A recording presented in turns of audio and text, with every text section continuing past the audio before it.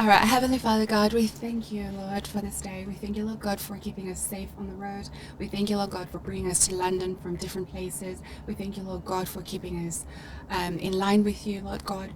We pray that you bless us today, that everything that we discuss, Lord God, is there to open people's eyes and to draw them closer to you, Lord God, and to bring all the goodness into our lives in the name of Jesus Christ. Thank you, Lord God, for keeping us safe as we return home as well after this. In the mighty name of Jesus, amen. Amen. All right, ladies and gentlemen, it's yours truly, Mr. MDK, Mr. I woke up like these. As you know, I'm not allowed to say I'm your boy because I'm a grown-up man now, so I'm your guy. Literally. Today, ladies and gentlemen, I don't know if I can say I've got a legend in the house. He goes by the name John. Whoa. Now, I'm not really sure about the surname, but I think it's John. Is Wick? it? No. He's got John Wick vibes. It's start with a K. I think it's Kwaku or Kwaku. Okay, you've been doing some digging. Ladies and gentlemen, I present to you John Kwaku. On my right over there, I'm not rolling alone. I'm with my co-pilot. She go by the name Miss Anonymous. Hey. How you doing? Hello. Maloney Sanbanani de Malang. How's the heat? How's the heat? Oh, the heat is just giving. Oh, literally, like, guys, I'm in my bikini right now. How you doing, bro?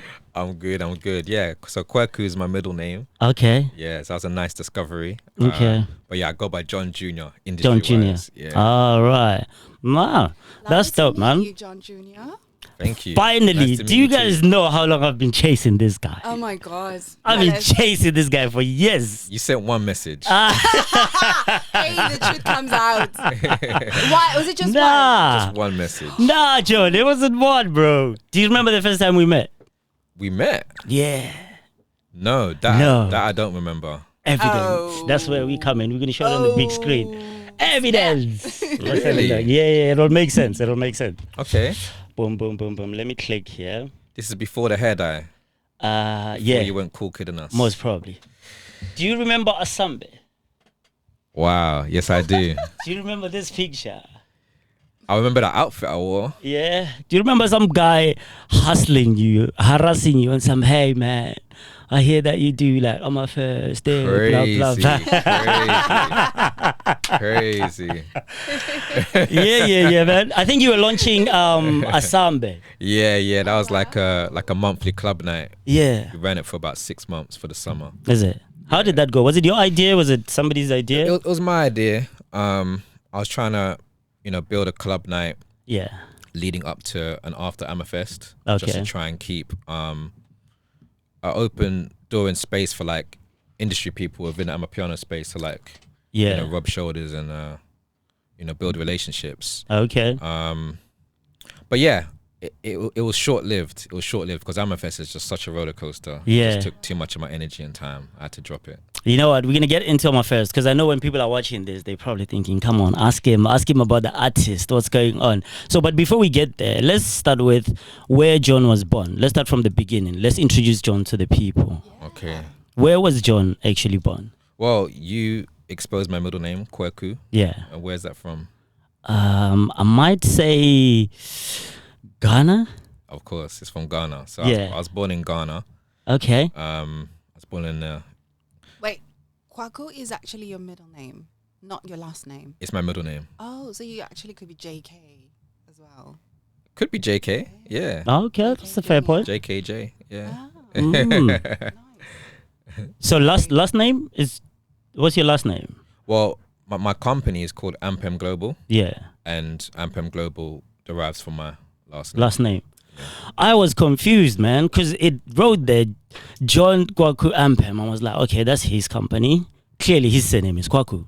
And then he's just mentioning the company's name. Oh, So, I see. yeah, that's where I got confused. So, your last name is Ampem. My last name is Ampem. All But, right. obviously, being in this country, sometimes when you're trying to like say your name to people, Yeah. they don't always know how to say it back. All right. So when I was doing university, Yeah. and I left university and I went into like IT recruitment, Yeah. I went by John Jr. because it was just easier for people to say, Okay. and relate to. That's fair enough, man. So growing up as a young John Jr., in Ghana. Which school did you go to? What kind of a child were you? I was actually a really good child. Like, I didn't really get into no trouble. Yeah. Did my homework. Okay. Didn't try and get into no antics or nothing like that. Yeah. I think maybe I had 2 fights At school with my best friend. Wow, Yeah. that's discipline. There. Some of us at like 10 get expelled. Yeah, none of that. Were the parents disciplined? Or like were they strict? I'll say my dad was quite strict. Yeah. My mum tried the strict thing with me, but I think she just has too much of a big heart to like She's too soft. to follow through. Yeah. I went to school here though. Like, I came here like as a really young kid. Like, I think I was maybe 6 months old when I came. Oh, really? So I don't remember any time in Ghana. In Ghana. Oh, Yeah. I was under the impression that you grew up in Ghana and then you came Nah, here. I grew up here Okay. in North London. How was it growing up here? Like, It was good. It was really good. Obviously, working class. My mum worked 2 jobs. As a cleaner. yeah.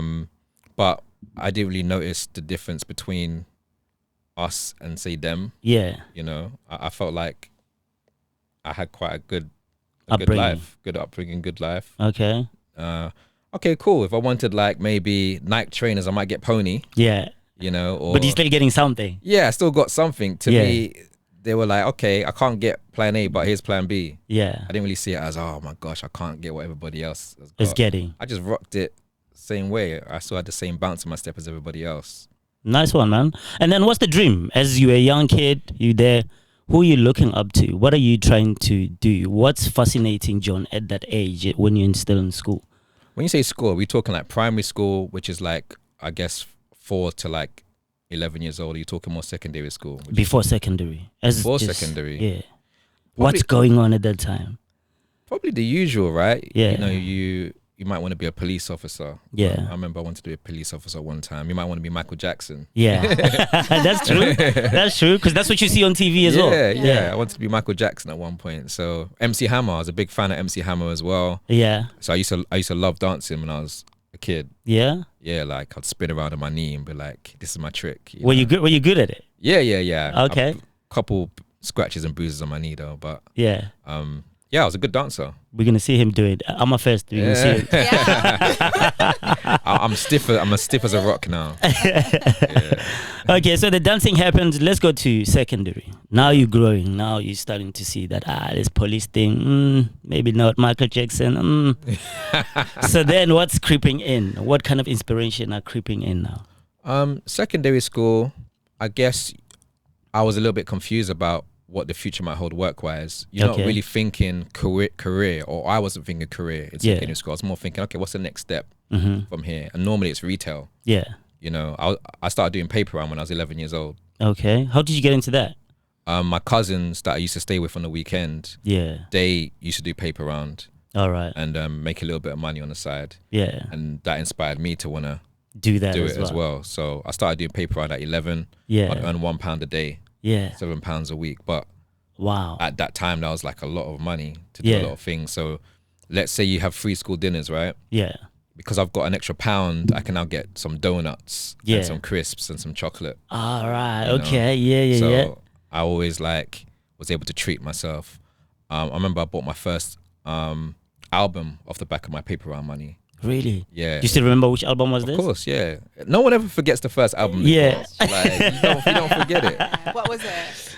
I remember I went into the store. I was Yeah. trying to buy Mace's album. Mace. I was trying to buy You're Mace's trying to- album, yeah. Harlem World. Yeah. But it was sold out everywhere. So the guy was like, look, this is sold out, but Yeah. there's this Lauryn Hill album. She's from the Fugees. Oh, wow. Yeah. And I didn't know who the Fugees were. Mm-hmm. But he's like, listen, trust me, you're going to love this album. Yeah.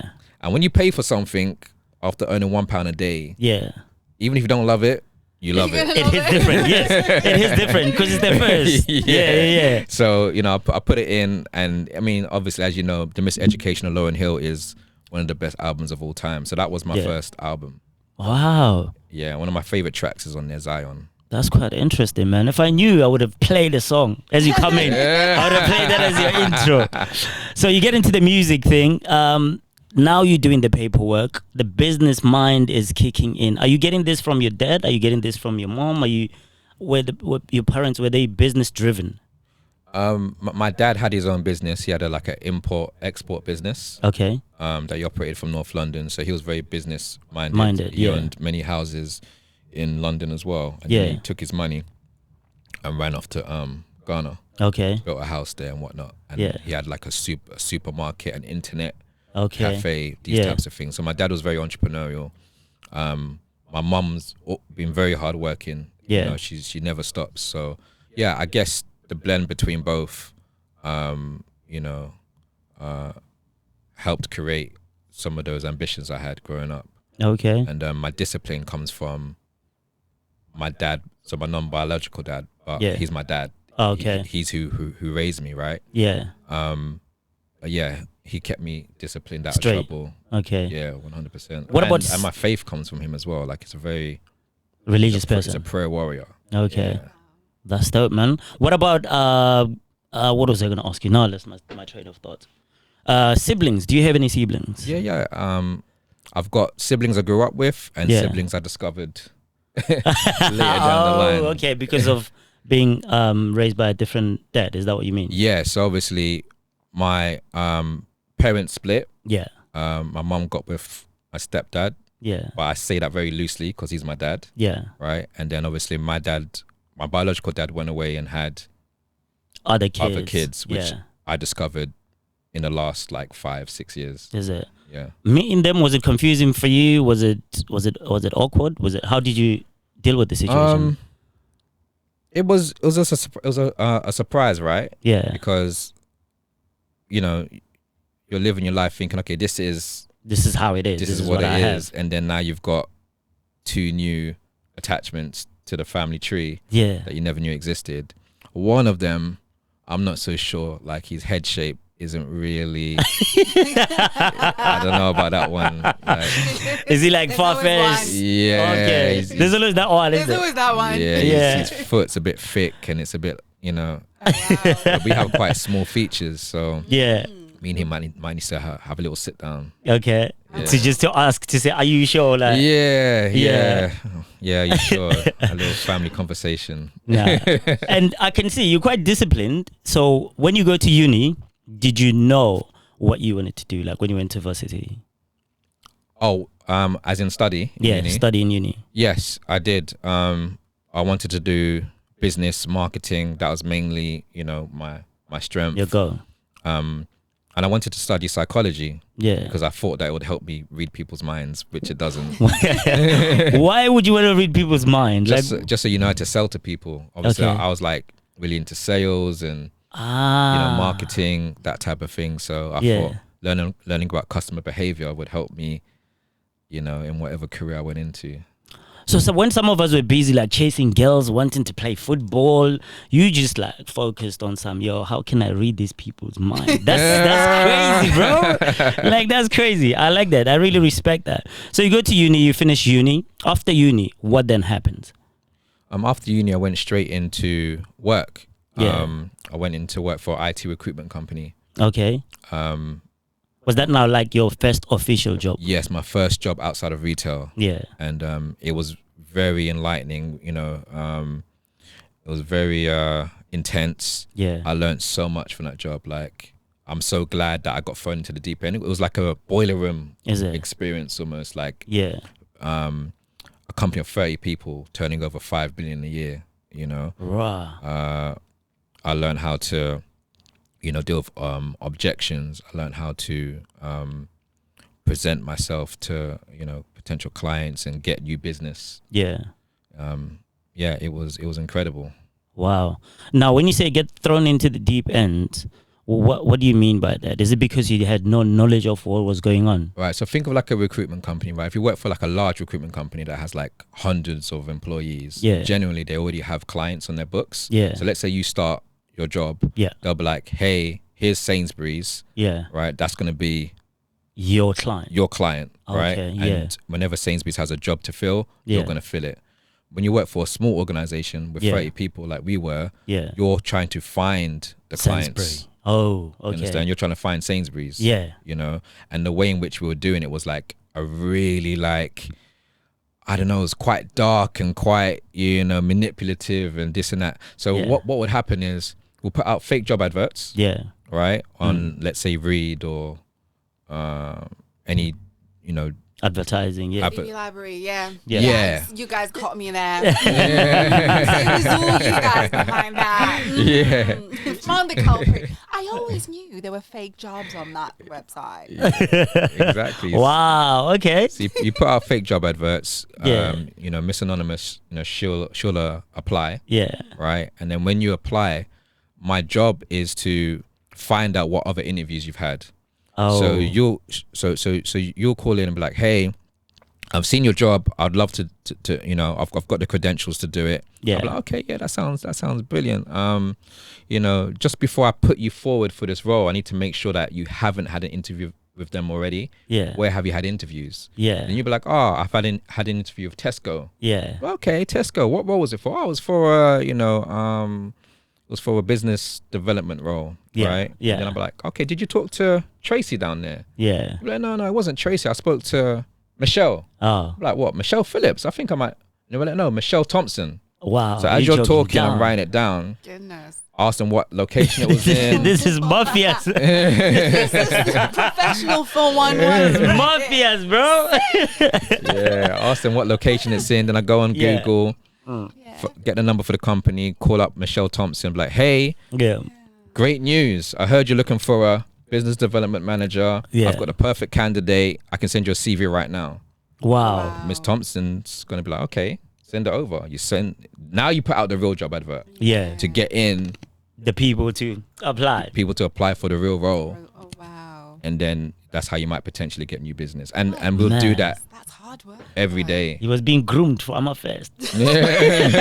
Hard work. Like, Wow. Okay, so it happens like that, and then you know, as you move along, so you're learning experience, you're learning how to manipulate information. This is now enlightening you. It's brightening your mind as well. Yeah, I was like, wow, the real world isn't what I thought it was. You Yeah. know, like if you really want to do well in business and succeed, like you really Yeah. need to think outside the box. To me, that was like, wow, Yeah. that's thinking outside. Because before the you box. went in, you didn't think that way. No, I thought it was just like, hey, here's your client. Yeah. You know, or you do this. You email Sainsbury's and say, hey, I'd love to represent you to find you, you know, new candidates. No, Yeah. like this was like, but I'll tell you what, Yeah. it really started to affect me How so? in like my second and third year being there, because a lot of the roles, right, would be applied for by Africans, Okay. right? You know, your aunties, your uncles, Yeah. you know, and you can just hear the desperation in their voice. Oh. That they really want a job, Yeah. and you're just using them in that moment of time to like extract information. Yeah. And I started to feel bad about it. Wow. I After could some time. imagine. Because Yeah. now it's Doggy Doggy's world, but these are people that you can relate with. Yeah. Wow. Exactly. So, I mean, I got fired in the end because I started doing events Okay. whilst I was working there, and I was using their phone to like call up potential Clients sponsors and whatnot. Yeah, and the phone bill came through. They're like, John, you just called Nigeria. Like, Yeah. Why are you calling Why you- Nigeria? Right, I could imagine, man. Now, before we get to the main thing, which is Amafest, right? You're doing this job. There's other interests that you do. There's other things that you do that maybe people might not be aware of, those kind of things. So what does John do outside of the Amafest and events and whatnot? All right. So my business comprises of 3 different sectors. Right? Yeah. So it's concerts and festivals, Yeah. which Amafest sits within. Yeah. There's also international travel, Yeah. which my business destination Dubai Okay. fits in. And then there's grassroots events. Yeah. So I might do like a drive-in cinema experience, or I might do a live music event for up-and-coming talent, Yeah. a comedy show, these Yeah. types of things. Okay. Now, to do all these things, is it something that one has to study for, or would you say it's something that you just have to have within you? Because it seems like you have so much knowledge of these kind of things. I mean, I never studied events management. Yeah. And I don't particularly think my education in marketing Yeah. is a contributor to my success in events. Mm. What I do think education is good for is conducting yourself Yeah. professionally, Yeah. right? Writing decks, presentations, being able to type an email. Like, I've received so many bad emails, Yeah. you know, because people aren't able to, like, you know, use comprehension well, Yeah. or, you know, the grammar's really poor, Yeah. spelling mistakes, stuff like that. So Yeah. even the confidence to sit here and speak to you guys the way I am. When you're in uni and you go to college and school, you know you have to go up in front of the class and present things. You know, these things, they help you further down the line. Right. Were you confident though at school? Or just in general? No, I've always been pretty confident, to be fair. Okay. Yeah, I've got a shy bone to me. I'm not like, I never not get nerves or nothing like that. Like I'm still... Like get a bit nervous. Yeah, I might get nervous, but then you channel into your G. Yeah. You know what I mean? Dope, man. I like that. Before we dive into things, we've got a game that we normally play. Shall we do Would You Rather, or do you want to do the other game? Okay, so I've got a few games. Yeah. Ask you to get close to your mic. Okay. It keeps moving. Okay, I'll start off easy with Would you rather? Okay. Yeah, so we've got a game. It's called Would You Rather. Just be as relaxed as you can, and Miss Anonymous will. will Take a sip of your drink. Okay, so the first one is: would you rather be trapped in a haunted house with Kabza De Small or DJ Maphorisa? Probably Kabza De Small. Why?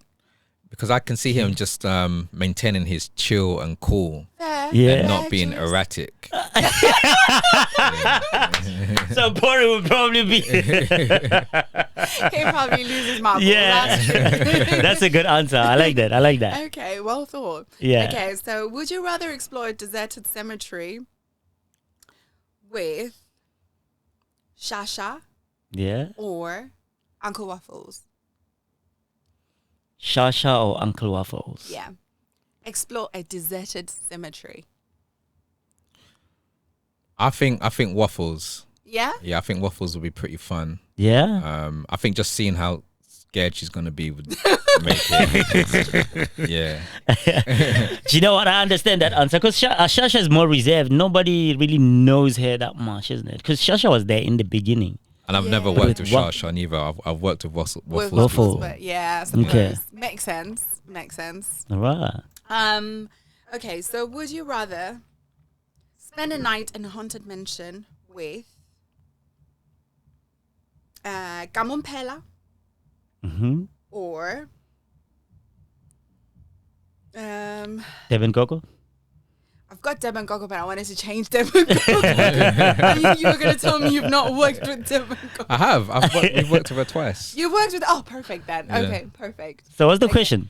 So would you rather... Yeah. Spend a night in a haunted mansion with Kamompela or Devin Gogo? Probably Kamompela, because we could remake the Thriller video. and do all the dance moves. I like with the that. ghosts. That's too fast, man. He's one of the slickest guests. So normally, great. guests don't get confused. But I don't know because I really like Kamo and all that. Exactly. That's dope. So good. Love it. John, nice one, man. Let's dive straight into it. Let's talk about Amafest, the main event. Before we get into the one that you're doing now, the 2024 one, let's go back to the first call, the first idea of Amafest. You know what I mean? Because you're from Ghana. You now, let's say you were listening to Lauryn Hill. You probably listen to hip hop. You probably listen to music, I don't know, Afro beats and whatnot. So now there's Amapiano creeping in, and then there's an opportunity. But then who makes the first call to say, yo, man, I think maybe we can get people on stage and do this thing? Yeah, I make the first call. So how I came about Amapiano was through social media. Yeah. There was a video in Ghana during Dirty December. It was at an outdoor sort of beach club. And Amapiano was playing at the event, and people were on their chairs, just going mad, buck wild, you know. And obviously it wasn't Afro beats, it wasn't Afro house. Yeah, it was. And I couldn't make out what it was. Yeah. So I asked the promoter, I was like, hey, what is it that they're dancing and getting so excited about? He said, oh, it's Amapiano. Yeah. I said, okay, what's Amapiano? Yeah. You know, so obviously gone on YouTube. This is during COVID, by the way. Yeah. Oh, wow. Well, yeah, it's still during COVID and restriction times. Okay. Lockdown and all that type of thing. Yeah. So I've gone on YouTube, checked out some of the music videos. These times it was, you know, Casper. Yeah. With his Amapiano song at that time. You know, Jazik had Wowzer. Yeah. It was that kind of Killer Cow, you know, that kind of period in time. Wow. And I was like, yo, I love these music videos. And remember I told you I used to dance when I was younger. Yeah. The dancing in the videos really was appealing to me. Just seeing just how raw it was as well. It was dope. Yeah. So I was like, how can I get involved in it? Yeah. The reason why it became a festival is because I wanted something outdoors so that when lockdown was over and COVID was to ever come about again, what I was realizing is outdoor experiences were the first events to be able to operate. Yeah. So I was like, I need something outdoors so that, you know, in case this COVID thing stays a thing, I can still do business. Do something. Yeah. So that's why it became a festival. Otherwise, I probably would have done like a show indoors or something. Yeah, because I'd never done a festival before. Yeah. But is this coming from frustration of being cooked in, or is this coming from you visualizing like this might be something, or is it a matter of, but man, I need to do something? It's just I want to be involved in this sound. Yeah. Right. I missed the Afrobeats wave. Yeah. Because I decided to, you know, be a lot more versatile in the type of events that I did. Yeah. And back in like 07, 08, that was when like the it was hip life and high life. Yeah. Back then. Yeah. That I missed that whole wave because you had to pick a side. You either had to be an Afrobeats promoter, or you were just a black promoter. Yeah. And I didn't want to box myself in being an Afrobeats promoter. Okay. So I was just like a black promoter, which meant, you know, we played dancehall, we played R&B, we played hip hop at our club nights. Yeah. So I was like, you know what? I missed that wave. Let me make sure I don't miss this one. Yeah. You know, with Amapiano. So yeah, I took the idea to two friends in May of 2021 because I was too scared to do it on my own. Yeah. To be fair. So I said, hey guys, I've got this idea. Yeah. Is this with Mark or is it this different people? Or who did you is it Mark? One of the Mark. No, I'm not too sure who Mark is. Okay. But my two business partners are Ed and Marlon. Oh, okay. Yeah. So we used to do club nights. Yeah. You know, back in like 2010, 2011. And we hadn't done events for a long time. So we sat down just to chop up some ideas. Yeah. I threw one idea out there and no one was impressed.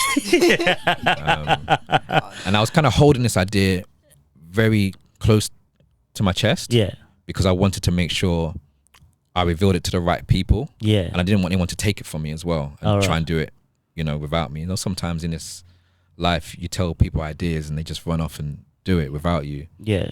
So I was like, you know what? Ed at the time, he was producing Amapiano beats. Oh, okay. And then Marlon, he's great at marketing Yeah. and you know, digital, you know, presence. He's really good at that. Okay. I was like, you know what? These might be two good candidates to partner with on this idea. So I presented it to them. Ed's face lit up. Yeah. Marlon's face was a little bit like, okay, it's interesting. Yeah. Is this like face to face now? Face to face. We're sitting in Marlon's kitchen. Yeah. Literally. He made us a steak that day. It was really good. Yeah. Shout out to the chef. Yeah. Yeah. Marlon's concern was, when do you plan on doing it? Yeah. I said, this year. I said, but it's looking like lockdown will be over in the summer. Mm-hmm. As soon as lockdown's over, we're going in. Is this now like 2021? 2021. Yeah, okay. And he couldn't believe it. He was like, I think we should do next year. But I was like, we do next year, we missed the opportunity of being first to market. Yeah. That was very important to me. We need to be the first to get this done. And because I'd been operating during COVID, I'd been doing driving events. Yeah. So we had this whole driving experience where you could watch a comedy show in your car. Yeah. In your own bubble. Oh yeah. I remember seeing those. Yeah, it was called 4-Wheel Comedy. Yeah. Me and my business partner Junior were doing that. So I knew what the energy was like for an appetite for people to want to get out and do things. Wow. But if you were an event organizer and hadn't been operating during COVID, the usual, you know, sort of like feeling was it's too dangerous, too risky. Yeah, you know? Because I was talking 4,000 people. Yeah. Well, I was talking 5,000 people first festival. So it sounded wild. Yeah. And there's hardly no time to plan it. Yeah. Wow. So now you present this to them. They fall for it. Financially, Who's got money? How do we discuss this? Is it okay, Melon, you got 5, I got 5, we put this together, or is it a matter of, nah, don't worry, I got this? How did that happen? Well, the thing is, Ed and Marlon hadn't been operating in large scale events. Yeah. Whereas I had done the O2 Arena twice. Okay. I'd done Hammersmith Apollo. My project Destination Dubai, was a massive brand. Yeah. So I'd already dealt in projects which demanded high amounts of physical cash. Yeah. And I knew how to get those type of events over the line. Yeah. So I took the lead financially. I didn't have much money. Yeah. I had like maybe $7,000 to my name at the time. Yeah. Put the whole 7 into Amafest. Yeah. I think Marlon put a little bit of money in as well, maybe 2 or 3. But let's say it was $10,000. Yeah. The show cost $250,000. Yeah. But we got it done with $10,000 initially. Wow. When you were doing this, was there any doubts creeping in your mind, thinking, my $7,000, if this doesn't work, what am I gonna do? Or were you thinking, you know what? I believe in this. This is gonna happen. Yeah, no, there was no doubt that. There was no room for that. Yeah, once you press go and you go live, Yeah. you can't be thinking, what if it doesn't work? Yeah. It needs to be, okay, cool. How do we make it work? That's it. Yeah, in the moment. That's You're in it now. Right. So now, when you're saying you had about maybe $10,000, if it cost $250,000, how did you then manage to fill those gaps in? Because that's a lot of money. So these days, when you sell tickets, Yeah. some ticketing platforms will give you your money Yeah. as and when you sell the tickets. Okay. So you can use ticketing funds to pay for your project. Other stuff. Oh, so say now you're doing Amafest and then people are starting to buy tickets. They can give you actually that money as it comes in. Yeah. What if anything happens in between or the show get cancelled? Do you have to refund the money? You got to refund the money. Wow. So you got to have insurances in place. Okay. Be careful to keep a reserve. Yeah. For refunds. Yeah. So some platforms won't let you take everything out. Mhm. They might keep a reserve. Yeah. And at times you might need to get a loan if the worst was to happen. Let's say you didn't have insurances, Yeah. right? You'd be In trouble. in trouble. Mm. So you do that. You're getting some money left, right, and center. Amafest is about to happen. Who do you think of first in terms of artist? In your head, who did you think? I think we can get this one or that one. Who did you think of first? Definitely. Well, Ed played a big role Oh, okay. in understanding the scene Yeah. and who was good prospects Yeah. to be a part of the show, because I didn't have much knowledge. Yeah. All I knew was Mr. Jazik because of Wowza Yeah. and Casper Nieves. I Yeah. didn't even know who Maparisa was. Okay. Right, I didn't know who. I knew who TXC were because They were always. they were very Yeah. popular. They had the dance moves. Yeah. They got the beauty, all of that. So Yeah. I knew who they were, but I didn't know who Durban Go-Go was. Yeah. So my business partner Ed, he definitely played a huge role in helping me understand who's hot, who's not, Yeah. Okay. who people would want to see. Which one was the first one? Is it That one there, the bottom one, This one, the bottom the one. bottom one. Yeah, That's 2021. yeah. So you've got Vigra Deep, you've got Casper there, you've got Kamompela, Focalistic, Deben Gogo. The list goes on. Then you've got some local DJs as well there. Fistos. Fistos is quite a good one as well. Yeah. He's been in all of them. Rah. That's a strong lineup there, man. That's a strong lineup. TXC and Mr. Jazik as well. So when you looked at this, you were happy with it. Yeah. Who very was happy. difficult to get? He was difficult to get. Who was the Because remember, you're doing this for the first time. They don't know what you're talking No, about. at that time, I think all the artists were excited Yeah. to come to the UK and have a platform to perform on. Yeah. I think it's more difficult now. Yeah. Now they've experienced sussed out. much bigger festivals than us. Yeah. They've been on across the globe, many different spaces. Yeah. But that first event, no one said no. Yeah. Everybody was like, yeah, we'll love to be a part of it. Are they willing to negotiate the prices? Because I could imagine, is it easy for someone to say, it's fine, man, I can do that for free? Or is it a matter of, okay, how much are you going to give me? The negotiation side, how was that for you or for the team? For the first event? Yeah, for the first one.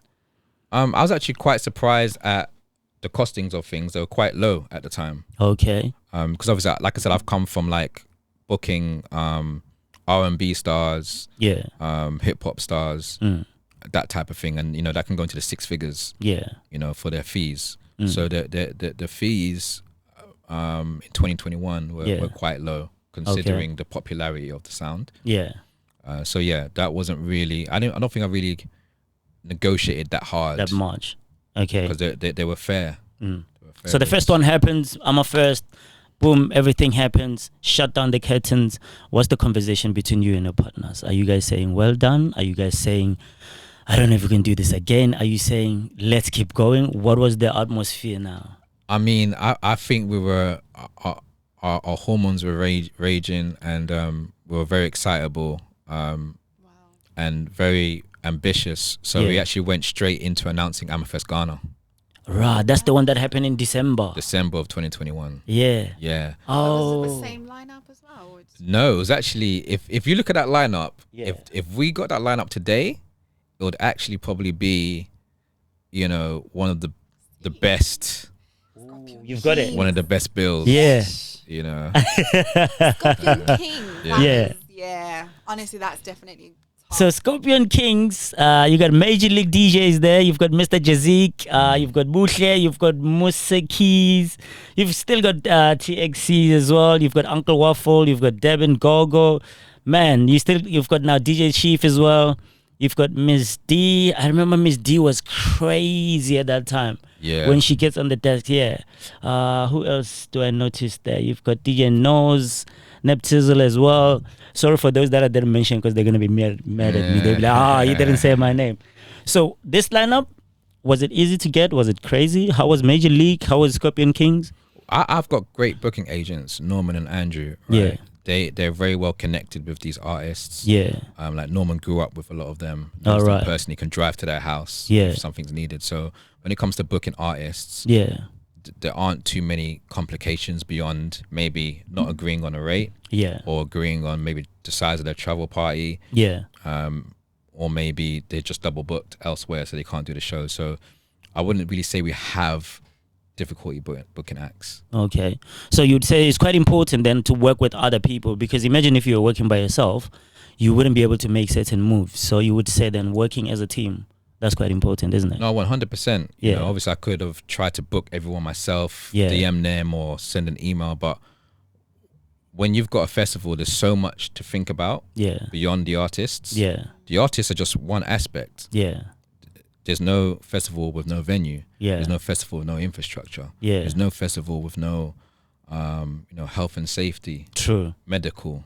Security. Wow. Electricity.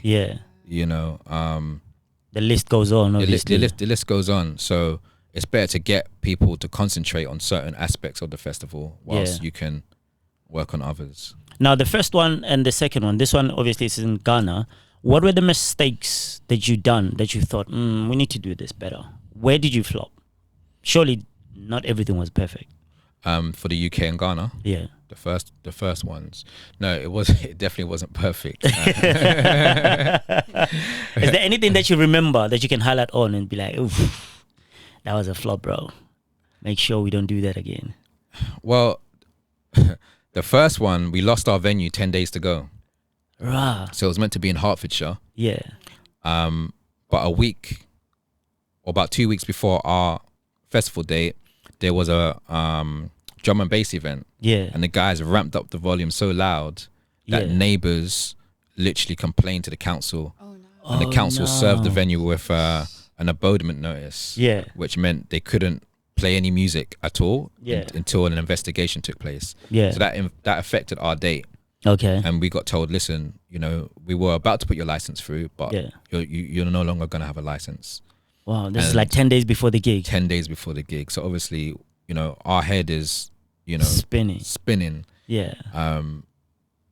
I can't tell you how many phone calls I made. Yeah. You know, in 24 hours, but at least 60 Yeah. phone calls to venues, driving up and down the country, visiting different spots. Just trying to find anywhere. With about 7 days to go, Yeah. I managed to find one Okay. in the south of England, which is, you know, where the first 2 events took place. Yeah. Ardingly, just past Crawley. Yeah. So yeah, I think a learning there was to apply for your license early. All right. But we only had 6 weeks promo. Yeah. We put it out on the 16th of July. No, we put it out on the 31st of July, and the event was on the 4th of September. So, you know, You're pushing it. We took a huge risk. Yeah, which is necessary though. Now that's good, man. That means you guys really did well. And then the Ghana one, who comes up with the idea to say, hey man, let's take this to Ghana? Because I remember when the Ghana one was happening, it was like a new thing to people, like, oh, they're going to Ghana. Oh, I want to go to Ghana. How much is it to go to Ghana? Yeah. Can I? Yeah. So who came up with that idea That to was take it home? actually a guy called Dennis. So Dennis runs Aquaba UK. Yeah. That does Ghana Party in the Park. Okay. And they also do like some of the best events in December in Ghana. So he said, look, John, you know, I've got a market out there. Yeah. Bring Amafest through. Yeah. I think we could, you know, really, you know, move the needle. Yeah.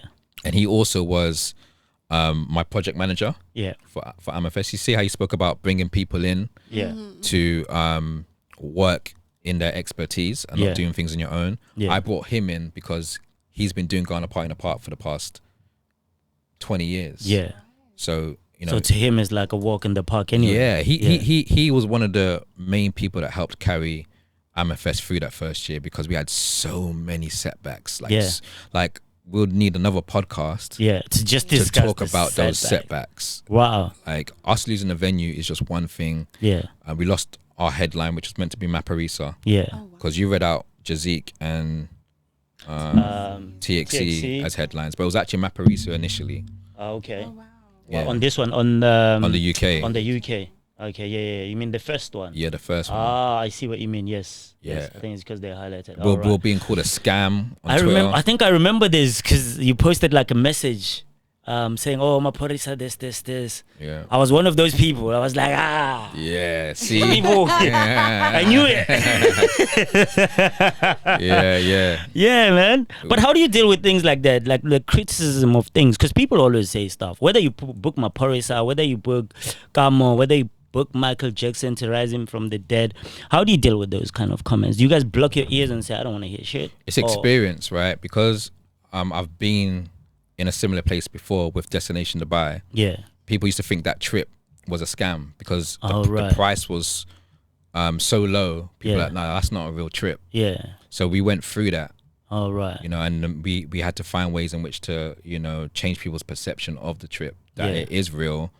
And But you know, if you pay your money, you get what you pay for. yeah. You know, so yeah, just because of that experience, Yeah. when people start talking about this being a scam, Yeah. it didn't really Affect you that much? affect me. Okay. Nah, that's cool. Let's go to the is it the third one? Okay, we done the first UK, we done Ghana. Now we're going to the one in 2022. Yeah. Tell me One about that I this one, attended. because now is One that the that one I you went? attended. The one that Miss Anonymous attended people. She managed to meet Casper Nyovest, even though she didn't know who it was. You're not supposed to say that. All right, I'll delete it. I'll edit it. Yeah. So we get to this one. Casper is there. We've got Musa Keys. We've got the usual suspect. We've got the Nikki Summers. We've got Chief. We've got Miss D. The list goes on, and you've got like there's a Kwaito there. There's a Bamba tent. I think there's like now what is this? 3 different stages. Yeah, so we went bigger, right? Trying to expand the number of different music genres that were inclusive of the festival. Yeah. So rather than just being Amapiano, we decided to introduce Gom, Yeah. Kwaito, Yeah. funky house, Yes. tribal house, that type of thing. Okay. So that's why we built kinda more went- stages to allow more people to be involved, Yeah. and more music genres to be celebrated. Yeah. And how was this one, as you remember, the 2022 one? It was good. It was good. We went from 4,000 to 6,000 Yeah. that year. Yeah. So there was an increase in numbers. Fela Lati actually headlined that year. That's the first wave announcement you've got there. Okay. We actually added Fela Lati, and I think we added someone else as well. that you can't see on there. Okay. It was dope. Fellow smacked it. Yeah, Fello's crazy. I remember at that time Fellow was just something else. But can you believe that Fellow didn't actually want a headline? He didn't feel like he was heavy enough. Yeah, he didn't feel like he was ready. Because sometimes when you're an international artist, you don't know how far your sound's transcended. Yeah, you know, because you don't see like people out there, but you guys know. You're like, yo, man, trust me, you are popping here. You're popping here, but he's like, nah, you know. So my business partner Ed had to sit down with him in his apartment, and be like, no, like trust me, bro. Yeah, like the crowd wants you. That's so humble of him, man. That's quite humble. Because some people, they wouldn't think about that. Headline, yep, I'm ready. How many songs? Even if it's one, he's like, don't worry, I'll make up as we get there. Yeah. So he's level-headed like that. That's quite. I'll say Fella's probably one of the more like, you know, kind and laid back and gentle artists that I've worked with for sure. Okay. Yeah. Let's stop. Let's move to. I think that was Costa Teach as well. I remember. Costa Teach, yeah. That was probably his last performance. Yeah. It was. Okay. That was pretty cool. Yeah. I think most of the people that I knew there, it was only Costa Teach and Uncle Waffles that I actually knew when I went to that show, and I just couldn't wait. But yeah, there was a little bit of setback with the cues and the alcohol, and you've got friends that drink alcohol. Yeah. So, about that. Well, the alcohol bit. Yeah. About the alcohol bit. What's going on with the cues? Yeah. Again, I think it's just lack of history in the festival scene, right? The more you do something, the more you start to, you know, fill in the holes that are there. And you start to realize, okay, cool.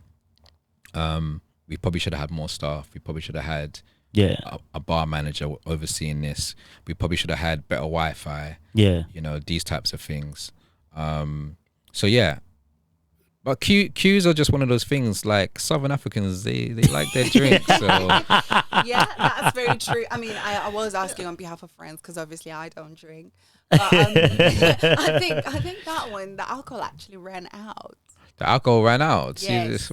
I think I had something like that. Oh, okay. Now I remember what you're talking about. That's crazy. Okay. Because I think most of the people, I don't know whether we were like on the VIP side, but I think people started going to the everyone's side, but alcohol actually ran out that day. There you go. Wow. So when something like that happens, does it hit you guys early as the event is happening, or are you getting this information later? I think someone like myself, I'm not getting that information until after the fact. Yeah. But probably my event manager, and you know, project manager, they're getting that information a lot as it happens. Sooner, as it happens. Yeah. A lot sooner. Because they're on the ground at that point. They're on the ground, you know. I'm genuinely like locked away in an office just trying to, you know, make sure everything's smooth, moving as it should. Yeah. Wow. Okay. So when these shows happen, do you get to enjoy them like we enjoy them? Because like you're saying, in the office, you're trying to move this. Because we there like enjoying. We're drinking, we're vibing. Do you ever get to enjoy it? Or to you is like, this is business as usual. I'll enjoy it when I see it on YouTube. I think last year's I got to enjoy it a little bit more. Yeah. Because now we've kind of like found a rhythm. Okay. Right? And when you're scaling up every year, 4,000 to 6,000 to 8,000, right? There's always new challenges because you've got a bigger infrastructure, more people to take care of. Yeah. But then you start to like flatline in a sense. Yeah. So, and you start to understand, okay, what the hiccups are going to be. Yeah. You start understanding what it's going to be, and you start to find solutions to those issues. Okay. So last year I was able to just take it in. Yeah. I won't say enjoy myself, but I was able to be present. Yeah. Wow. All the other shows I haven't been present. Yeah. It's almost like a blur. Yeah. I could imagine, man. Let's go to the 2023. Which one is the 2023? Is it this? No, it's not that one. I'm skipping one of them. I don't know if I've got. Have you got the? Is it this one? Last year's one? Yeah. Is it the one with Foka? Tyler ICU? Yeah. Yeah. Okay. So we've got Tyler, we've got Daliwonga, we've got Dos, we've got Shoma Josie. What is Shoma Josie? You've got Nkosazana there, you've got Jeremiah, you've got Fistos, who's that? Rosie Gold. The list is getting bigger now. Who's that? Kwamzi. Okay, Kwamzi as well. That's dope. So last year, how did that one go in your experience? For me, I think last year was probably our best organized event. Okay. I can't say it was our best lineup. Yeah. I think every lineup has its own special curation to it, right? For that moment of time. Yeah. But in terms of organization, I would say it was our best organized event. Yeah. Did it come without its issues? Of course not. Yeah. There's always issues, right? Yeah. But in terms of like stage organization and the flow of the event, things, I'm really proud of last year's. Okay. So yeah, overall, I really thoroughly enjoyed it. And we went to a new site last year. We went to Silverlees and Bishop Stortford. Yeah. Yeah, in Hertfordshire. What made you go to that one? Was it because the first one you couldn't get, or you felt like it was a bit bigger? We couldn't get the last one. Yeah. You know, you tell people to park in the car park. Yeah, they park on the street. And they park outside in the street, you know, and upset the neighbors. They park on the stage. Yeah. Okay, that's cool. You know, and that's something, you know. I think if anyone could take anything away from this podcast, it's for customers of these events to be a lot more mindful of their behavior and how it impacts the potential of future events happening. You know, if promoters put out information saying, hey, park here, do not park on people's drives, don't park on their verges. If they say keep the noise down when you're leaving. If they say, you know, keep the music down as you're driving off, drive slowly, these types of things. We're not saying it just to be a parent or be a bore. We're saying it because there's so much rules that govern these events. Right. We don't have the privilege of having our own land. We're using someone else's land. Right. We have to apply for a license. That license comes with conditions. True. If you break those conditions, they take away your opportunity to operate in the future. That affects you guys, then that affects them as well. Then it causes a chaos. Because I heard recently, I don't know if you went to Zim first, that at the end, like, people were like fighting and whatnot. It might be small fights, but when it goes out to anybody there, it really hammers your heart, because they don't care who was fighting, whether it was one fight or two fights and whatnot. And it can take a split second like that for us to lose this space. If somebody dies or anybody gets stepped, go to hospital, and it hits the newspaper, it's over. It's done. The promoter can even go to prison. You know. Wow. And you have to remember as well, like, black events, right? When 8,000-10,000 of us come together, it's a big deal, right? You notice it. And if you're tapping into locations that are in villages, like where Amafest was the previous years, right?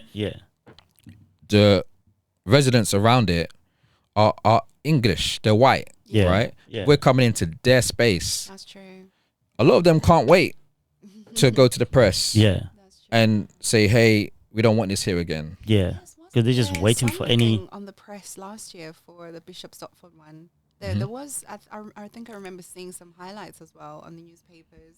They were just highlighting the fact that it's going to be loud and noisy, but it kind of had some little bit of racist connotations, because, you know, people were like, oh yeah, why are they doing it here? Calling us revelers, like the word reveler gives the assumption that we're gonna come and just be disruptive, hooligans, and right? exactly. But we're just music enthusiasts. We're festival goers. And don't get me wrong, the issues we have, they're not unique to our race. Right. You can have an Elton John concert with white people, and there's gonna be traffic. Traffic is traffic. Cars are cars. Right. True. But when we have a event with traffic that's gridlocked, it's something come else, and you've, like, you know, disrupted the whole neighborhood. It just turns into this real negative you know, story and spill. So we have to be mindful that, you know, our journey here, you know, in this country is one that we have to, you know, really be mindful of. You know, we can't be reckless. True. Can't afford it, that's for sure. I agree with you, man. We don't get that many tries. No. We don't. We always have to try, like, we have to do like 10 times more than the average person. So it makes sense. So that means that you're constantly vigilant. Are you always on the neck of your managers then to make sure that they are also giving that, like, 200% effort compared to like what an average person, if you were working with like an average one British person would give, do you also like, you know, like want more from them? I don't really have to be on my team's neck. Obviously, there's times where I might give a motivational, you know, speech. Yeah. Because maybe it's 6 weeks to go, 4 weeks to go, 2 weeks to go. Keep pushing, guys. Keep going. Like, don't give up. Wake up. Yeah. You know what I mean? Give us one of those, man. Motivation. Yeah. I could imagine you going there. Like, So come there's on, like guys. how many weeks left now? There's like 3 weeks left. 3 weeks Come on. left. Yeah. I might do that because sometimes I need that myself, right? Yeah. So Yeah. because I might need it myself sometimes, I'll make sure I give it out. Yeah. But otherwise, our team's very small. It's almost like a family. Everybody is already motivated to work. Yeah. You know what I mean? They're enthusiastic about what they do. Yeah. They want us to win and move forward. So I'm not no like, you know, boss with a whip in my hand or nothing like that. That's really good. That's dope. You don't really exude that. Yeah. I like that, man. Now the next one we're going to talk about is the last one. Is it the one in August? No, I think I've got the last. Have you got the last one? Yeah, that was Can I just see the picture? Because I don't think I've got. What's that one? That's the is it this 2023 one? one. That's that one with the Tyler. Tyler. Yeah. No, that's not that one. That's, This year's. This year's Oh, one. this year's. That's it there. Oh yeah, is this one? Yeah, the Yeah. one in August. Yeah, we just added Musa Keys and Shakes and Les. Okay, from that now let's talk about this one that's happening, which is the 31st of August. This is the one that people are going to see. This is where I need your motivational speech now. Yeah. What makes this one different compared to the rest? This is 2024. I haven't been to Amafest. I've missed the 3 or the 4. I mean, 3 of them. I want to go there. Why should I get a ticket? Why should I go there? Why should I come there to that space? The thing about Amafest that makes it different to like any other Amapiano festival, right, or any other Amapiano events is we're cultivating up and coming talent, and then we're also giving talent that hasn't quite crossed over like a Waffles or a Maparisa the opportunity to headline on a big stage. So Mr. Jazik headlining in 2021, massive opportunity, and he'll tell you himself that it definitely opened up doors moving forwards. Sure. Lati, he started taking European gigs after he headlined Amafest. When I say started taking, not as in he didn't have them before, but started taking elevated. more. Yeah. Tyler ICU, I mean, that was a non-brainer because his hit was just too massive to ignore. Right. And this year, Daily Wanga. He's one of those talents that has so many hits. He's a brilliant performer, but hasn't quite, you know, managed to be widely commercial. You know, such as maybe his counterparts. So us giving him that headline spot this year was to help achieve that for him. You know, help, you know, be a part of his growth moving forwards. Then in regards to like up and coming talent, Lima Crazy. I mean, Patina Mani, right? That's it, Divine. Like he's got so many hits out right now. Are we okay? Yeah, the memory is full on this one. It's not recording. But on the one on John. Oh, okay. What about the yellow one? Yeah, that's still recording. Can we swap? Okay. Yeah. You see, John, we need sponsors, man. We need sponsors, bro. Yeah. We need we need that injection. We can't be moving cameras around. Have you applied for any grants yet? Not to the government. I've been trying like sponsors, sending them, obviously asking them to help us. Some of them have came through and disappointed when it needs to be done. But at the moment, I think we've only got one sponsor that's helping us with the studio bookings. But other than that, yeah, it's crazy. It's hard because some people don't see the vision. Yeah. You know what I mean? They're waiting for me to get waiting to... for you to soar. Yeah, like to get to that top. Then they'll be like, oh, okay, yeah, I see where you're going. But at the moment, they're not seeing the vision. But I can't present it in their head because I know I can see it. I can visualize it, you know what I mean? I can grab it. But it's just the same as when you're studying Amafest. There's no one who could actually foresee where you were going with it. It's only now where we're like, oh, Amafest, you know? Yeah. So and yeah. even still, it's hard. Like, I think Amafest is so much harder than it needs to be. Yeah. Right? True. It's such a great product.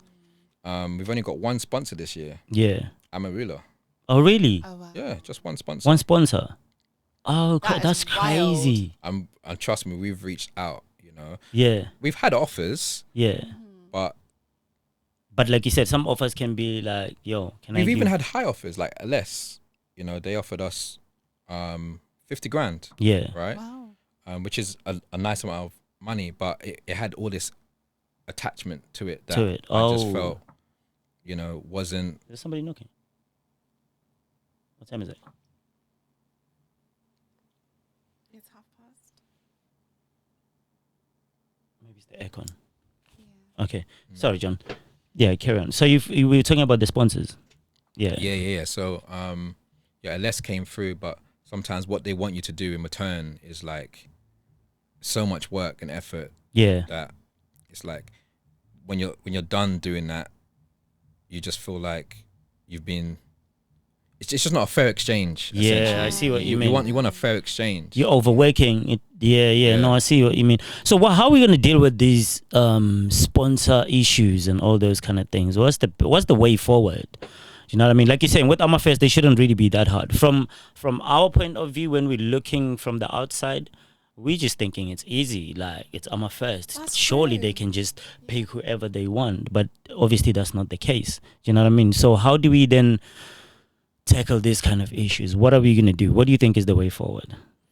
Like I said, I think the way forward is for promoters to align themselves. Yeah. Right. So that there's a minimum entry barrier. Yeah. Across the board for any African or, you know, predominantly Blackie event or festival. Yeah. That's the first, you know, the first point, you know, of improvement. Yeah. Then thereafter, it's having professional decks. Yeah. Having a professional create your deck. Yeah. With all of your, you know, value and, you know, selling points to a brand. Okay. And then trying to find brands that actually tie in with your ethos what you're doing, and what you're doing. So rather than just saying, hey, Chivas Regal just sponsored so-and-so, let me reach out to Chivas Regal. Yeah. Maybe that's not aligned with your brand. Amarula, for example, aligns with our brand. It's a South African drink. 100%. Yeah. Right? Yeah. That whole Ama thing. The whole Ama thing. Wow. Amarula, Amafest. That's a good timing. Yeah. Makuru ties in with our brand. Yeah. Right? That's true. You know, sending money back home, you know, to Zimbabwe or South Africa or wherever it Ghana. might be. Yeah. Southern Africa. Yeah. So, yeah, I've definitely been a lot more strategic and target focused about who you're approaching. So you don't waste your time with companies that have no interest. That have no interest in what you're Because doing. obviously, the more no's you get, the more it kind of like, you know, affects your motivation. True. Nah, I agree with you, man. I hope it gets to that point where we don't have to struggle for things like that, man. Like I'm saying, Amafest shouldn't be. It shouldn't be that hard. It should be easy because what you guys are doing is crazy. You know what I mean? There's other people obviously that are doing their work as well to push Amapiano to the world. But at the end of the day, there are those ones that stand out, and Amafest happens to be one of them as well. Because you guys started early, right at the beginning when no one was giving attention to the sound. You guys kind of saw it and be like, yo, man, this is gonna be something. You know, it's different helping someone who's already finished uni than helping someone who's still crawling and be like, this is the future. You know what I mean? So it shouldn't really be that hard. Yeah, I think we're nearly running out of time because yeah, man, we're yapping a lot. I don't know if I forgot anything, but I wanted to ask you. I saw one of your videos. I don't have it here on Instagram. You were in South Africa at Mandela House or something like that. I saw you dancing there. Yeah. I was like, oh, a bit wobbly. Yeah. Like I said, that was a long time ago. Yeah. Now we went to South Africa because there are plans to potentially take Amafest to South Africa. Okay.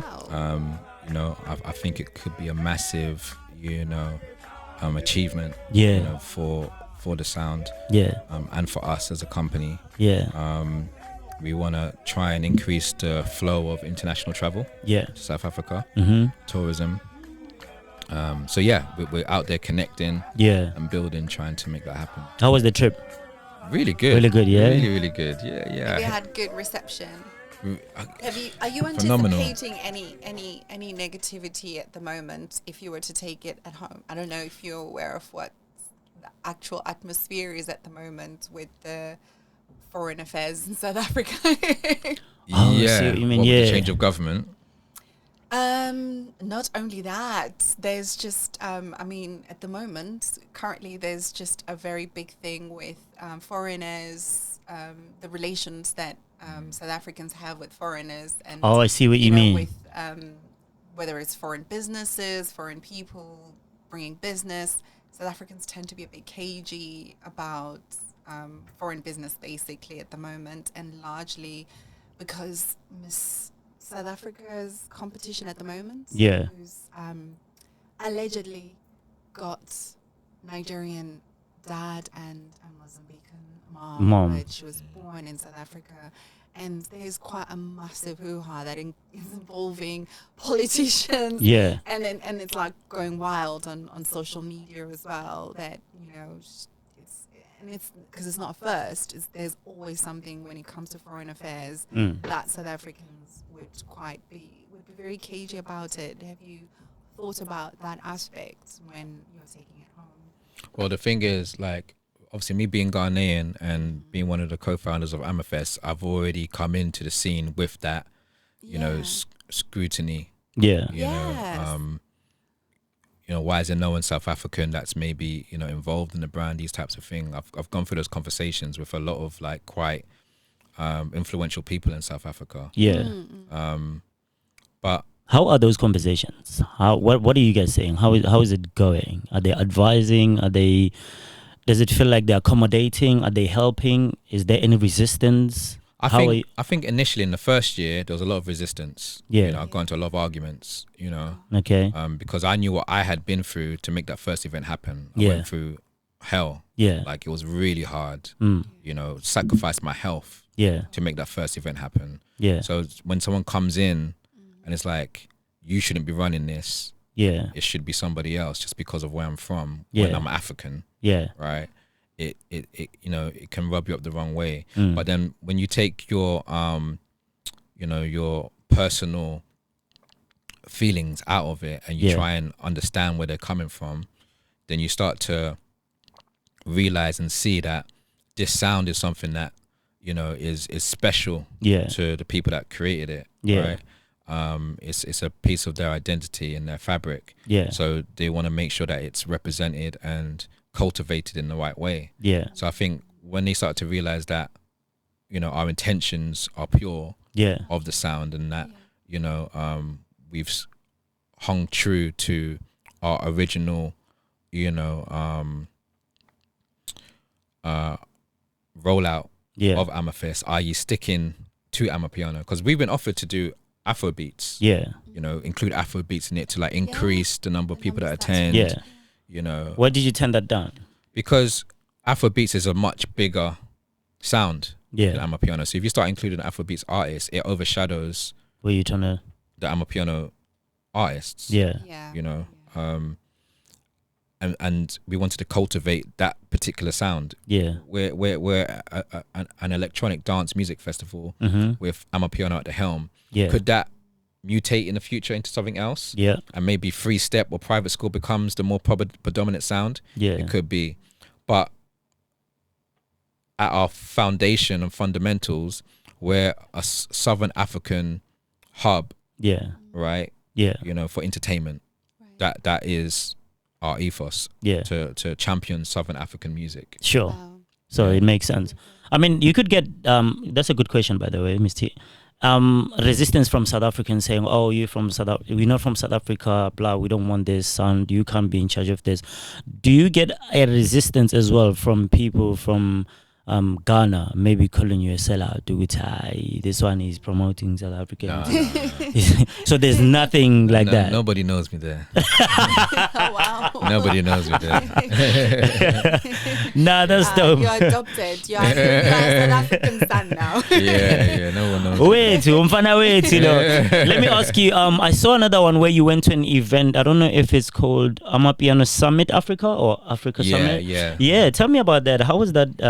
that's a phenomenal event. It's basically like a 2-day summit with a gala attached to it as well. Yeah. Where like up and coming DJs, producers, artist managers, booking agents, they come and learn a little bit more about the space. Okay. And how they can maybe like, you know, improve, yeah, you know, their position Oh, within right. the music genre. And then they've got like professionals speaking on the panel. Yeah. So I was speaking on the panel, giving an international perspective of Amapiano. Oh, okay. Maybe how you might get on the bill Yeah. for a festival like Amafest. Yeah. Maybe, you know, the drawbacks Yeah. in, you know, trying to do an international gig, these types of things, you know. It Okay. was put on by Tulani Way, All right. one of the influential promoters in South Africa. Yeah. Wow. I really did try. I don't know if they've posted it anywhere because I was trying to look for it just to hear what is it about. But it seemed like a very good platform because I saw some familiar names there. I was like, oh, this It was seems really like good. And that's the first time I actually experienced like the love for Amafest yeah, by South Africans. Like we had like, you know, young kids, established promoters and, yeah, you know, people within the industry just like, we love Amafest. Like what you guys have done to put, you know, Amapiano on the map yeah, is, you know, to be commended, like really hailing us up. yeah. 100%. Yeah. That's And really I felt good. proud to be there. Oh, Yeah. That's Yeah. so good. Without talking about other competitions or people that are doing what you're doing and without you promoting them, besides Amafest, who do you look at and think, "Do you know what, them ones are actually going in the right direction? Who would you point out? I look at festivals that are bigger Yeah. than what we're doing. So like a Wireless or a, you know, a Park Life or a Oh, so you're reaching up to the stars, like Yeah. Tomorrowland, whatever. that's what I'm looking at. Yeah. Looking at how they do things. Yeah. You know, and how they make their festival interesting and elaborate and, you know. Yeah. I like the way you just said to me, what competition? Yeah. What competition, bro? yeah. Not really looking at. Yeah. Okay. No, that's really good, man. Is there anything that you wanna? Did we forget anything? Because I think we're out of time now. Oh yeah. Actually. Yes. Can Finding the Signal get a press pass? Oh yeah, Amafest. What you say? We are vlogging. I like that. I like how you did that live. It's hard to say no. I've got you. Don't worry. You got us, yeah? Yeah. Oh, that is dope. you. Well done, you. That's why you are hired. Now, I think the reason why she's asking is because we're now incorporating vlogs. So we go to events and we do vlog rather than the podcast. But sometimes when you've got space in those events, we also do like a podcast. Obviously, it will be too late to do that now. So we do like a vlog. The main aim of the vlog is to get feedback from the people. So we don't focus mainly on just the dancing, but to give feedback to you guys to say, what do you think of this event? What went wrong? What should they change? What do you like? What don't you like? And then we're able to give you that information back to you. So Okay. it'll be dope if we manage to get access. What did they call them? Media access? Media access. Yeah. And backstage. Don't worry, we've got the That's, body. that's easy. All that stuff is easy. Yeah. Yeah. It would Nah, be we'll nice make it to just, happen. sit and chat with not just the people that are attending, because Yeah. there's tons of them. We definitely will be able to do that.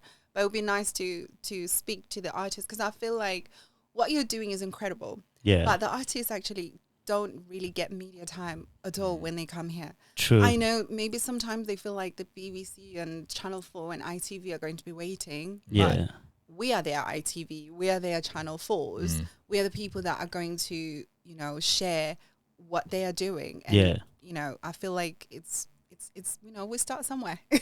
Yeah, That's 1,000. really Yeah, true. no, I'd love to do that for you. That's Yeah. all good. Cheers, man. Really appreciate that. That's really true, actually, because I've noticed with the artists, say international ones, some of them that we try to get is they don't have much time in the UK. No, They they either don't. come here, land today, perform, stay the next day, and then they're flying somewhere else. Yeah, Do you know what I one mean? is gigs that they might have elsewhere Yeah. in the world or back home, and also expense as well. Yeah. An extra day at a hotel, Could cost you money, know, yeah. can cost a promoter like, you know, a couple grand, just Yeah. like that. So generally promoters will bring them in the day before, and then the day after Yeah. they leave. Right. Well, Maji, thank you very much for coming. Before you go, there's always one question that I ask my guests before they go. If there's any person, one person that you like to give flowers to, whether they're still alive or dead, and you'd like to say, if it wasn't for this person, I wouldn't be where I am, who would that person be? It's got to be my mum. Yeah. Easy mommy's boy. That's an easy one. Yeah. It's got to be my mum. Yeah. Is it has to do with the fact that she was, there for you from the start? Prayer. Yeah. She fed me. Yeah. She clothed me. Yeah. She scrubbed my back. Yeah. And yeah, there's nothing like a mother's love. Right? Wow. So yeah, if I had to give someone flowers, it can't go to anyone else beyond her first. It's got to be mom. She made me. That's true, man. Bro, I like that about you. The fact that you level-headed, grounded. It's easy for somebody to lose themselves, If you're doing Amafest and the girls are screaming your name, like they want your number. You screaming my name. Nobody's screaming my name. Nobody's screaming. Nah, the way they scream your name is by approaching. Because you're John, you don't know if somebody is like aligning themselves with you because they like you as a person, or they're aligning themselves with you because they want something from you. Do you know what I mean? Because you come across as a genuine person. Obviously, when it comes to business is business. But as an individual, you come across like somebody who's down to earth, who's not just faced by the thing of Amafest, money this, money that. But it seems like you can relate to people, which is a very good thing as well. So yeah, man, big ups to moms for making sure that your feet are on the ground. I appreciate that. Yeah, man. I try and make sure that the brand leads, rather than me as a personality leads. Yeah. So because all my brands are at the forefront of me, and I'm not bigger than my brand, the brand is bigger than me. Yeah. It's very rare that people even know that these are my brands. Yeah. Wow. Yeah, like now you mentioned the one in Dubai. We didn't even talk about it. I mean, that's a big one as well, man. So Destination Dubai is massive. Yeah. Right. That was my baby before all this. Amafest was born. Yeah. Wow. I wish we could have more time to pick in your brain, man, and find out how you do it. I feel like you should come back after Amafest. Yeah. Or actually, if we do manage to, when we go to Amafest, it'll be nice to have a conversation with you. Yeah. If you're there, if you're able to access and get like maybe a 1 minute conversation with you and ask you to be like, how's it going? Yeah, right in the middle of it. How's the alcohol now? How's the keys? Yeah. I'm thinking I've got an idea. Let's prank one of your partners. Who are we pranking? Should we prank Malin? Or Ed? We've got a group, right? So I'll just call the group and see who answers. Okay. All right, let's connect to the Bluetooth. Have you found it? If you go to this Bluetooth. All right, guys, just to let you know what's going on now, we've got John from Amafest, obviously. So we're going to prank one of his partners. I don't know if we're going to get Malin or we're going to get Ed. What's the Bluetooth called? Should be called Road. Anything Road.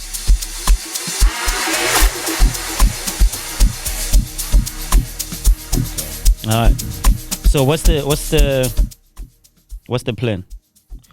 Yeah, we can stop the song.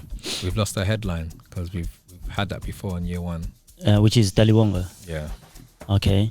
Should we say something happened to Dali, but we don't? I'm not sure at the moment. I'm gonna blame it on him. I'm gonna blame it on them. Say because you didn't send the funds. Okay. Yeah, that's dope. So let's do it. Let's do it. I like this. Let's go. All right. It's ringing now. Yo, Ed Meister. Yo. Yo, what's good, buddies? How's it going? Yeah, Marlon, you're right. Yeah, I hope y'all are good. Yeah, not bad. I thought just to give you guys a call because there's been some updates and it's not great, right? I've been pushing for funds to come through, for a short while because obviously now it's an avalanche with 4 weeks to go. Deposits for the artists need paying, and a lot of the artists have become impatient, and Dali Wonga's refusing to do the show now. Dali Wonga? Yeah. Weren't y'all just fucking kissing and hugging this guy? Yeah. I don't get it. Why, we haven't paid him anything or something? we've dropped them 25%, but there's meant to be like another 25% that was due like a month ago. Oh, and they didn't say nothing at Zinfest. So right now it's a bit of a mad one. He's refused. Like, so what? He's like, that's it. Yeah, the whole management team's like, you know, you've had enough time. We're not going. We're taking another gig. They've got a whole other gig now. You're lying. Why would they do that?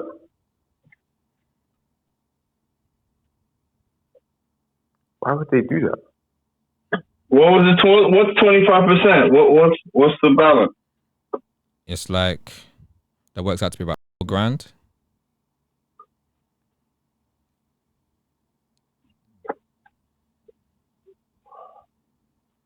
Fucking blood. I mean, I don't get it. Any of you send that like now? I might be able to salvage it. I can send. I got 1K. I said, Yeah, I've got that in my bank that I can send. I can borrow you guys the money. Who's that? Who the heck is that?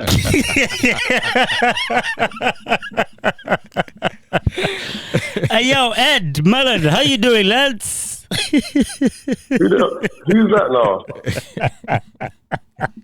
Oh, you know I'm doing a prank.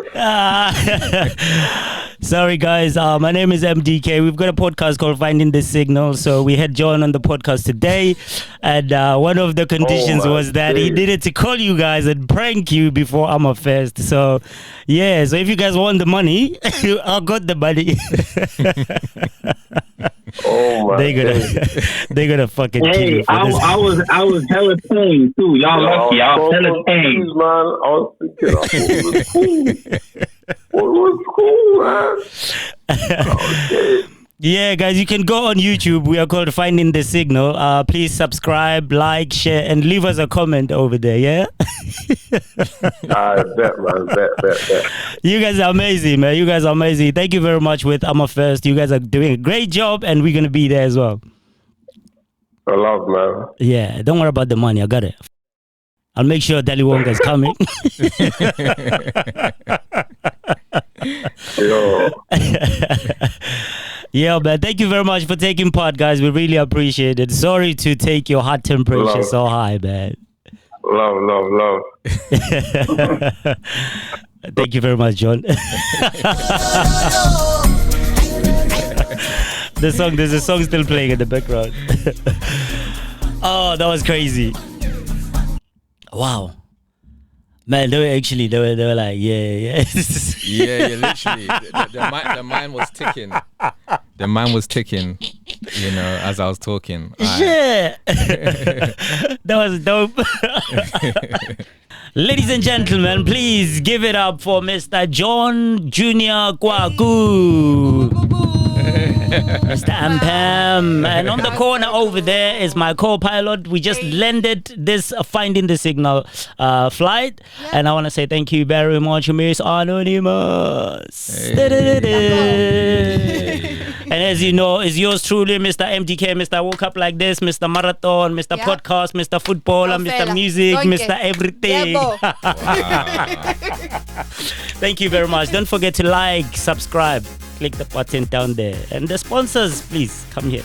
We want you. Thank you very much, man. John. Love. Thank you, Majid. Thank you for having me, really man. Appreciate that. I appreciate it. Thank you. You. Yeah.